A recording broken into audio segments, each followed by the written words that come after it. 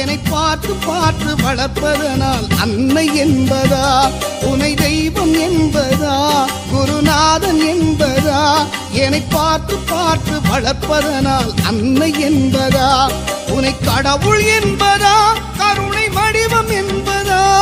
உனை கடவுள் என்பதா, கருணை வடிவம் என்பதா, ஐயா ஞானதானம் தந்த உன்னை தந்தை என்பதா, உனை தெய்வம் என்பதா, குருநாதன் என்பதா, என்னை பார்த்து பார்த்து வளர்ப்பதனால் அன்னை என்பதா.